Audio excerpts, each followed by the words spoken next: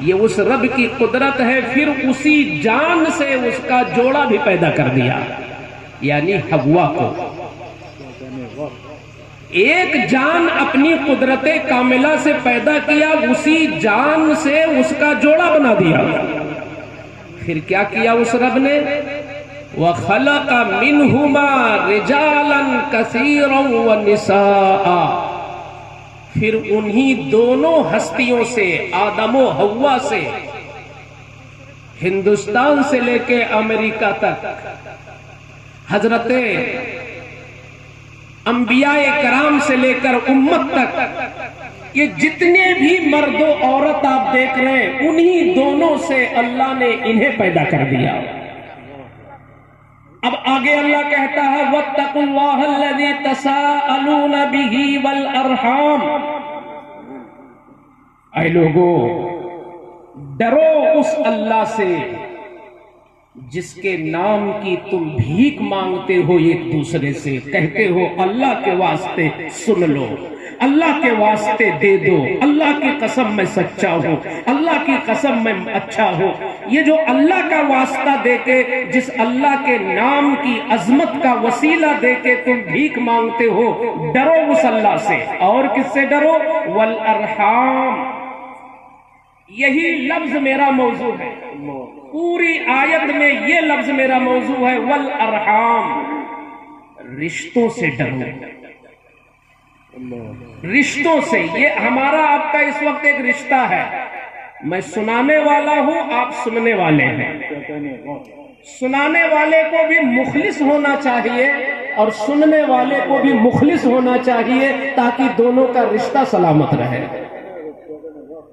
آپ ہمارے داعی ہیں، بلایا آپ نے تب ہم آئے، تو آپ ہوئے داعی، میں ہوا مدعو.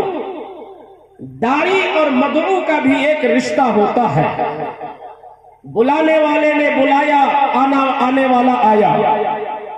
اب اس رشتے کو برقرار رکھنا دونوں کی ذمہ داری ہوتی ہے. اللہ فرماتا ہے رشتوں سے ڈرو. سب سے بڑا رشتہ تو ہمارا اللہ سے ہے.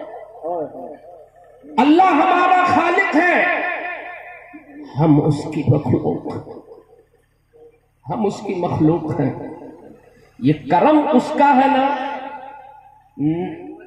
نالی میں بہنے والا جو گندا کیڑا ہے وہ بھی اس کی مخلوق، مگر ساری مخلوقات پر جس کو تاج بخشا انسان، اللہ نے اشرف المخلوقات ہمیں بنایا، ہم بھی اس کی مخلوق. خالق و مخلوق کا رشتہ ہے، تو سب سے بڑا رشتہ ہمارا اللہ سے ہے. اللہ فرماتا رشتوں سے ڈرو. کیا مطلب؟ رشتوں سے ڈرو کا مطلب یہ نہیں کہ رشتہ داروں سے بھاگ لو، رشتوں کا حق ادا کرو. اللہ سے تمہارا رشتہ ہے، خالق و مخلوق کا، تم اس کے مخلوق ہو. اس کا حق یہ ہے کہ تم اس کو وحدہ لا شریک مانو. اس کا حق یہ ہے کہ تم اس کو قادر مطلق مانو. اس کا حق یہ ہے کہ تم اسے معبود مانو بھی اور اس کی عبادت کرو بھی. صرف منہ سے معبود کہہ دینا کافی نہیں ہوگا. جب اس کا منادی کہے حیا علی الفلاح تو چل دو، اور عملی طور پر پیشانیوں کو سجدے میں رکھ دو. رشتے کی حفاظت کرو. اللہ سے ہمارا رشتہ عابد و معبود کا رشتہ ہے. ہم نماز پڑھتے ہیں، اس رشتے کو مضبوط کرتے ہیں. ہم روزہ رکھتے ہیں، اس رشتے کو مضبوط کرتے ہیں. ہم حج بھی کرتے ہیں، اس رشتے کو مضبوط کرتے ہیں. زکوٰۃ ادا کرتے ہیں، اس رشتے کو مضبوط کرتے ہیں.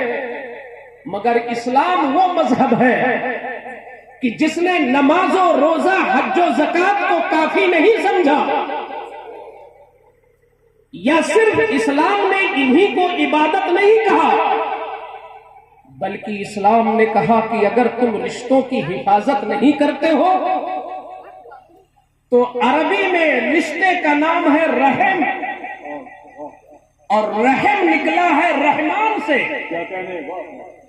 رحم کے معنی رشتہ، رحم بنا رحمان سے.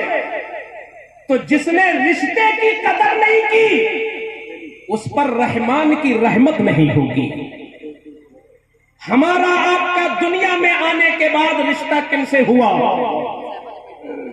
ہمارا رشتہ ہماری ماں سے ہے، ہمارا رشتہ ہمارے باپ سے ہے.